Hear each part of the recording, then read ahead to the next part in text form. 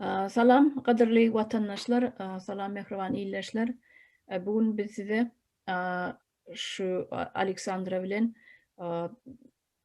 Türkmenistan'ın eneleri ve çağaları korumak barada olara verilecek pasobiyalar yani pul miktarda yani verilecek pasobiyalar gugurluk batınına ve ondan sonki döwürde çağalarına seredip öýde oturan wagtynda verilecek pulların möçberleri barada aýma-aý, ýylma-ýyl mejik şu zatları gurrun bermekçi. Ine şuňky gepleşigimiz şu barada bolar. Men bugün size Türkmenistanly watandaşymız Aleksandra bilen sizi tanıştırmakçı. Александр, здравствуйте и добро пожаловать на нашу передачу. Поздоровайтесь с нашими туркменистанцами. Здравствуйте, Ольга Чарывна, спасибо за приглашение. Здравствуйте, дорогие туркменистанцы, уважаемые соотечественники. С вами Александра, и сегодня с Ольгой Чарывной мы хотим представить вам вкратце нашу программу социального обеспечения по защите материнства и детей.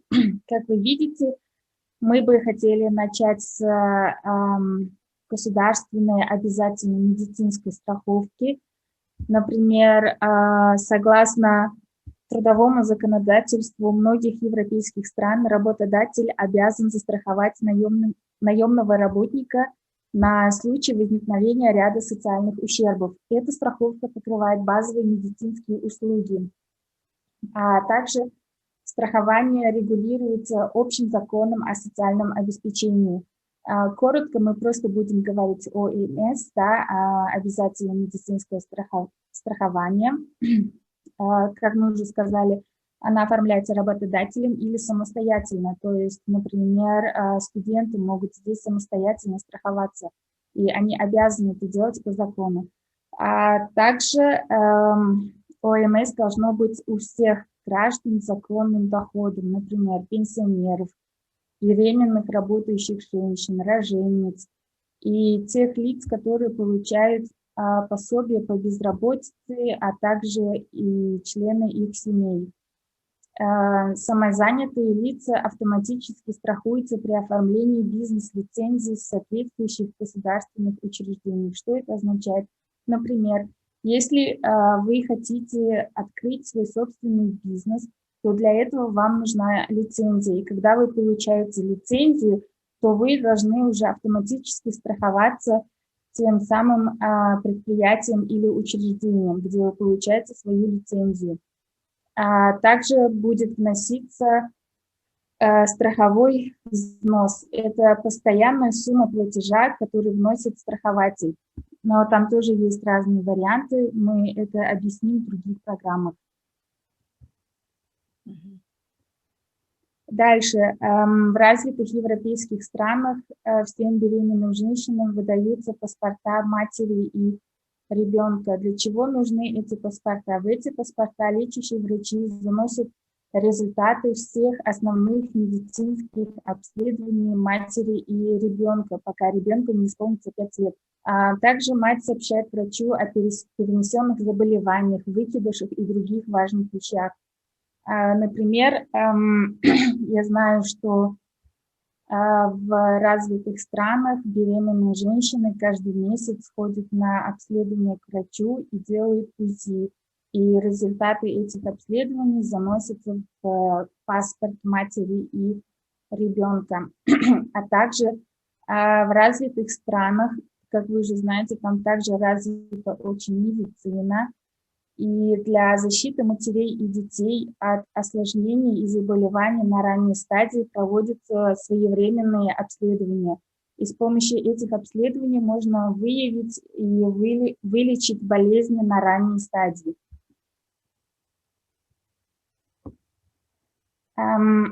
Государственной защиты матери и материнства и детства, а также предусматриваются пособия до 3 лет. Планируется подавать по $200 каждый месяц. Итого это получается $6600 пособие по уходу за ребенком. После декретного отпуска Также выдаются детские льготы. Ребенку выдаются детское пособие до совершеннолетия. Это пособие может прекращаться, выдаваться в следующих случаях. А если ребенку исполняется 16 лет, и он начинает самостоятельно работать и зарабатывать достаточное количество денег. В случае вступления в брак, как вы знаете, по нашим туркменским законам можно вступать в брак уже в 18 лет. И со вступлением в брак там действуют уже другие законы по поддержке молодых семей. И, конечно же, с исполнением 18 лет детские пособия прекращаются выдаваться. Также будут предусмотрены социальные фонды для особых тяжелых случаев. Например, в случае родов с осложнениями или в случае недоношенных детей.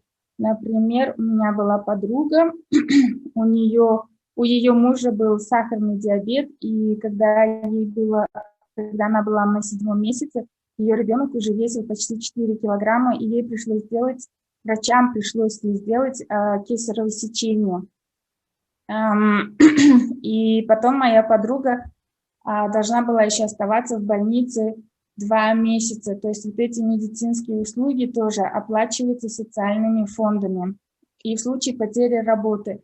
В такие случаи, как, например, сейчас у нас во время пандемии, многие там предприятия обанкрачиваются, люди теряют работу, и социальные фонды специально придуманы для таких случаев, чтобы поддерживать людей и оказывать им финансовую помощь.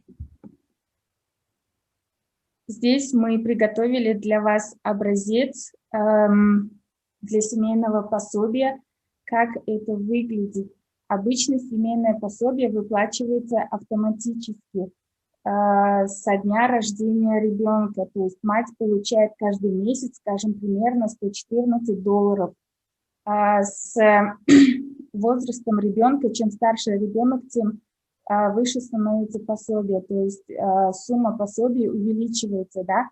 Например, с 3-летнего возраста ребенок получает $121, с 10-летнего возраста $141, с 15-летнего возраста $165, а также, если это многодетная семья, то с каждым ребенком семья тоже будет получать больше пособий. Например, с рождением 2-го ребенка в месяц это будет составлять $7 примерно, с рождением 3-го ребенка $17 и так далее.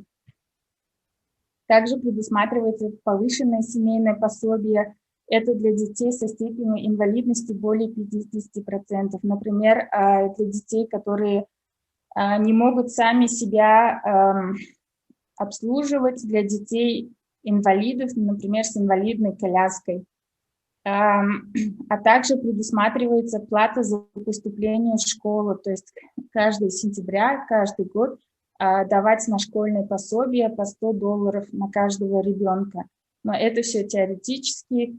Мы будем, конечно, обдумывать и при необходимости менять программу. Как мы уже говорили, это всего лишь образец. Да-да. Также предусматриваются законы о беременности и трудовой деятельности женщин.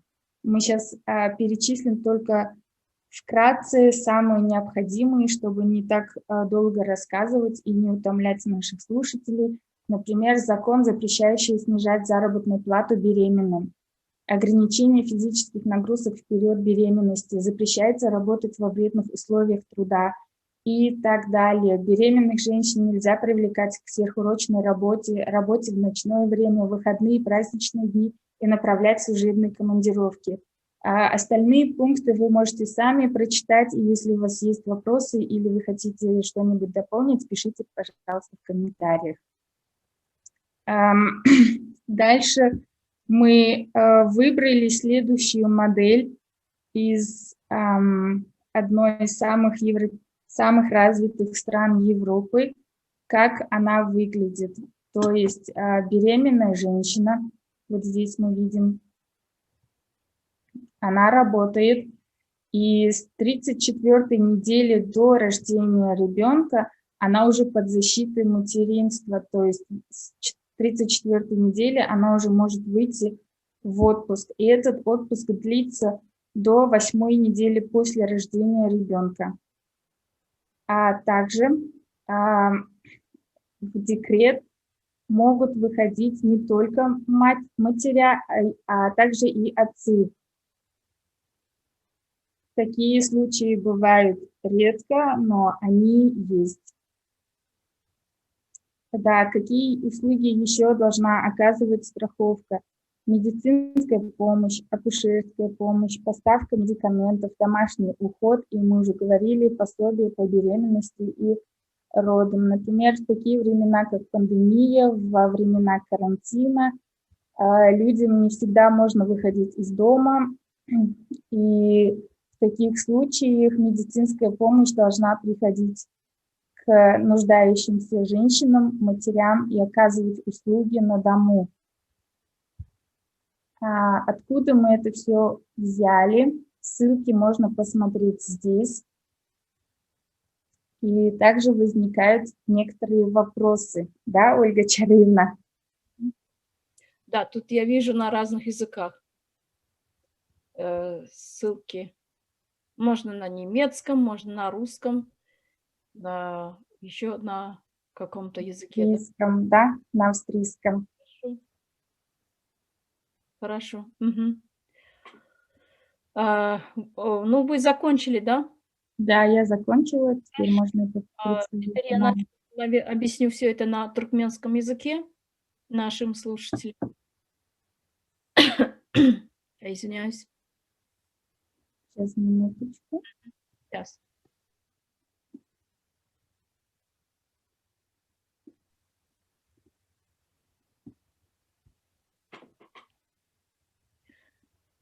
Qadrli vatandaşlar, häzir men şu Aleksandran aýdyp beren zatlaryny türkmen diline size gaýtalap berin iň esasy ýerlerini. Şu ýerde sağ tarapda görýän bolsaňyz, medisina strahowkanyň kartoçkasy, biri düz ýüzi, biri arka tarapy. Şular ýaly kartoçka bolmak her bir adamda doğulan günden başlap şular ýaly kartoçka berilmeli. Çağa bolsun, uly bolsun, hemmelerde bolmaly. Döwlet ýa-ni hukmany döwlet saglyk ätýaşlandyrjy. Esasy lukmançylyk hyzmatlaryny ýapýar. Bu hyzmat umumy sosial üçinçilik kanuny bilen düzgünleşdirilmelidir. Döwlet saglyk ätýaşlandyrjy iş beriji ýa-da özbaşdyk berilip bilinär. Kanuny girdijisi bolan ähli raýatlar üçin ýa-ni döwlet saglyk ätýaşlygy adlandyrylýar. Gysgaça DSA pensionerler, göwreli aýallar, zähmet çeken aýallar işsizlik kömek pullaryny alýarlar we bu adamlaryň maşgaly agzalary, özbaşdyk işleýänler iş ygtyýarnamasy belligi hasaba alnandan soň awtomatik ýagdaýda döwlet guramalary tarapyndan ätýaşlandyrylýar. Ätýaşlandyryş tölegi ätýaşlandyrjy tarapyndan tölenýän tölegin hemişelik mukdarydyr. Innik sahypamyz şu ýerde enäniň we çaganyň pasporty. Her bir ene çagy şu pasporta eýe bolýar, ýagny bu pasportda nämeler girdilýär. Enäniň we çaganyň pasportynyň berilmegi. Bejeriş lukman pasporta çaganyň 5 ýaşy dolýança enäniň we çaganyň esasy medisina barlyklarynyň netijesini giridýär. Ene lukmany ähli geçiren kesellerini, çağa düşügini we beýleki saglyk üçin derur bolan datlary habar berýär. Pasportda bellenen habarlar enäni we çagany dürli kesellerden goramak, keseliň başlangyç stadiýasyny anyklamak we wagtyna bejergi bermek göz öňünde tutulýar. Innik sahypamyz bärde eneligi we çağalygy döwlet tarapyndan goramak. Yani 3 ýaşyna çenni bu elbetde takmynan alynan bir ýanky nusga hökmünde alynan biziň elbetde bir öňünden aýtmak gerek. Türkmenistanyň büdjet ýagdaýyna görä bu sanlar ütgäp bilir. Şonuň üçin bu nusga hökmünde bizi diňe tanıştyrmak isleýär. 3 ýaşyna çenni aýda $200 çağa bakmak üçin berilmeli kömek pullary jemi 6600. Enelik atalyk ruhsatyndan soň çağa 18 ýaşyny doldurýança çağa kömek pulu berilmeli. Çağa kömek pulu indiki ýagdaýlarda kesilinip bilinir. Eger çağa yetkinjek 16 ýaşyna ýetip öz başdakdan jedip başlan ýagdaýyna, durmuş guran ýagdaýyna, 18 ýaşy dolan ýagdaýyna. Has agyr ýagdaýlar üçin sosial fond, bular ýaly ýürite fondlar döredilmeli. Yani has agyr ýagdaýlarda bu aýratyn bir fond bolmaly. Şonu düşündirmek gerek. Häzir şo dogum agyr geçen ýagdaýyna, dogum wagtyndan öň bolan ýagdaýyna, çağa patologiýa, parokly doglan ýagdaýyna we şoňa meňdeş işini ýitiren ýagdaýyna. Indiki sahypamyz maşgala kömek puli. Meselem maşgala kömek puli awtomatik görünüşde tölenmeli ýa-da ýürite bellinen norma boýunça talap edilip bilinir. Bulam elbetde görüşüňiz ýaly nusga, başga döwletlerden alynan nusga. Bizem şu nusga laýyklykda, şu nusgadan görelli alyp Türkmenistanyň ähli raýatlaryny, aýallaryny, çağalaryny biziň gelejegimizi şeýle goramak biziň maksadymyzda bar. Bu zatlarym nehip bolsa ýola goýarys diýip bizde ulakan tama bar. Her bir aýal maşgalamyzy, zenannamyzy, çağalamyzy şular ýaly goramak gerek. Beýleki ösen döwletleriň derejesinde. Buna mäder men gysgaça aýdyp berin wagtymyzy gutarmaka. Hasap edilişi, ýaşyň möçberi, ýani doglan günden başlap $114, 3 ýaşdan başlap $121, 10 ýaşdan başlap $141, 15 ýaşdan başlap $165. Ýagny maşgalada ikinji ýa üçünji çağa bolanyna her çağaňyň üstüne goşmaça pul tölenýär. Ikinji çağa $7, üçünji çağa $17, dördünji, beşinji çağa ana şular ýaly görüşüňiz ýaly şu tablicada ulalyp gidýär pulun mukdary.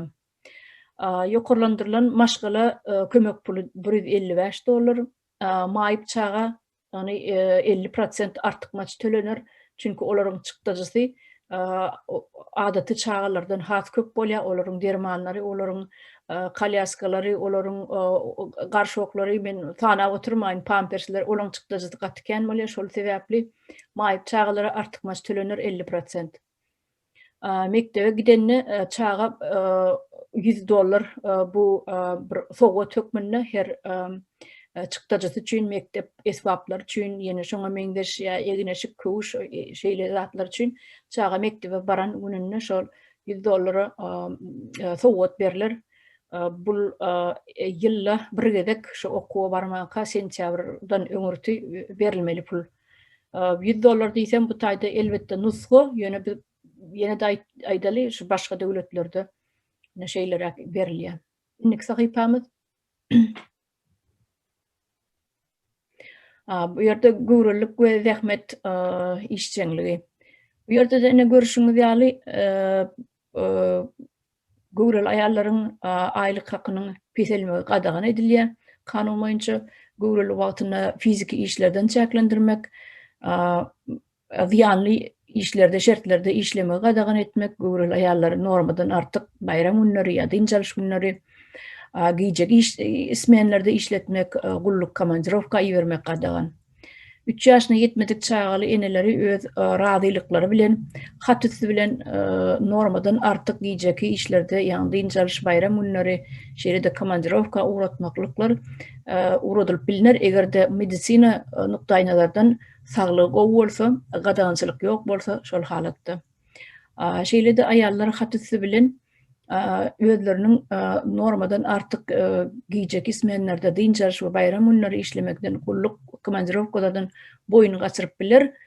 Boyun gaçyryp biläjek şu hak hukuklary görkezelen hatyny şu hatda beýan edilen görnüşini bulary tanıştyrmak hökmany suratda ýola goýmaly. Şol aýallar şol işlerden şol işleri ettiriljekdir diýip ýa şol işlerden boyun gaçyryp bilýänini düşünürip hatysy bilen hökmany tanıştyrmaly. Her bir ýanky iş beriji iş nemeti edaraň ýolbaşçysy. Şeýle de 5 ýaşyna ýetmedik çağalaryny terbiýeleýän enatalar, ýani ýan ýollarsyz aýdaly ýa adamsy ýok ýa aýaly ýok medisina tasdiklamasy bolan maşgalasyna maýyp çağalaryny bakýanlara, hassa bakýanlara ätýaşlyk gözüňine tutulmalylar. Ýanky ätýaşlyk diýilýän bu strahowka diýmek. Gowrally aýallaryň iş edaralary düýüp öter ýapylmasa, gowrally aýallar bilen baglanşylan zähmet şertnamalary edara ýolbaşçylary tarapyndan togtalanyp bilinmez. Ine şular ýaly gowrally aýallar ýanky zähmet şertnamasy ýolbaşçy tarapyndan togtalanyp bilinmez, eger şol edarasy ýapylmasa diýe.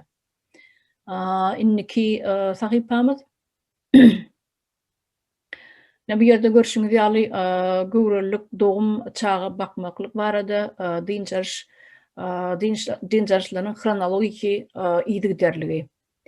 Birinji görýäniňiz ýanky gowraly aýal, gowralyk bu 28-nji hepdeden başlap köp düňçekli wagtyndan öňde şeýle de şikesli doglan ýanky çağalar ene şeýle eneler 28-nji hepdeden başlap işden kanun boýunça işden ruhsatda çykyp bilýärler, ýanky dekretni otpusk diýäse rus diline. Dekret dinçarşyna çykyp bilerler. 28 hepdeden başlap eger çağan gowrasynyňky düňçegi 2 ýa 3 2 ýa 3-em ýa 4-em bolan ýagdaýynda 28 hepdeden çykmaga kanun boýunça ruhsat berilýär. We onan başga da çağasy wagtyndan öň bolan bolsa ýa bolmasa da şikesli doglan çağı bolsa, çünki şikesli doglan çağalar we wagtyndan öň bolan çağalar beýleki adaty çağalardan has teretmesi, bakmasy kyn. Ana şol sebäpli 28 hepdeden eneler otpuska çykyp bilerler dinçarşa. Inniki punktumuz 34-nji hepdeden doguma çenli diýär. Bu ýerde dekretni otpusk hakyna görüňi diýär. Aýallar 34-nji hepdesine ýetenden soň zähmet ýanky ruhsatyny ýanky dekretni otpuska gowrlyk baradaky ruhsata çykyp bilýärler. 34-nji hepdeden başlap bul her bir aýallara degişlidir. Nimesine garamadan şo gowrasynyňky çağasy bir sany bolsa şol 34 hepdeden çykyp biler. Özüm doglandan soň, dogumdan soň 8-nji hepde çenli şol aralykda dogum ýanky dogum ruhsatyna çykmak. Dogum ruhsaty bi 34-den başlap 8-nji hepde çenli doglandan soň. Jemi 4-6 hepde, bu taýda 8 hepde, 6 bilen 8-iň 14. Jemi 14 hepde şo dogumdan öň hem soň ruhsatda oturup bilýär, dogum ruhsatyna oturup bilýär. Soňky görýän punktumuz bu enelik we atalyk ruhsaty diýär. Ýanky dekretni otpusk bar. Bu dekretni otpuska diňe eneler çykmaly diýen düzgün ýok. Atalarym çykyp bilýär. Eneleri bir ulrak wezipede işleýän bolsa ýa doktor ýa ýene bir zat bolup işleýänmasa günnelik işe gitmeli bolsa, işinden galyp bilmeýän bolsa ýa operasionny doktor ýanky hirurg bolsa eneleri meselem, onu olar işine çykyp bilerler dogumdan soň, bir hepdeden soň ýa 3-4 hepdeden soň islegine bagly. Ondan soň atasy çağan eneň ýerine şu ýanky dekretni otpuskda oturup bilýär. Olam 3 ýaşyna çenli, ödem tölegli. Yeni bir zat aýdyp geçmekçi şu Amerikada çağa doğulanını maşgala bütün otpuska verilýär. İki maşgalan ýanky ärine de aýalyna da ruhsat berilýär. Ýanky aýaly oturup biler, jemi 6 hepdäçenini oturup bilýär. Onuň ýan ýoldaşy erkek kişi 1 ay oturup bilýär. Şol iş ýerinden ýürüýte ruhsat berilýär. Bu bolan çağa seretmek bir adam üçin kyn düşýär. Şol datlary gözüňe tutup, şo Amerikanyň zakonodawstwasy şuňa alaky erkek kişilerde oturmaga ruhsat berýär 1 aýlyk. Inniki sahypamyz bu ýerde görüşiňiz ýaly ätýaşlanýar tarapyndan ýanky berilýän hyzmatlar diýe. Bu ýerde medisina kömekleri, akuşerçilik kömekleri, derman terişdeler bilen üpjün etmeklik, öý howannarlyk hyzmaty.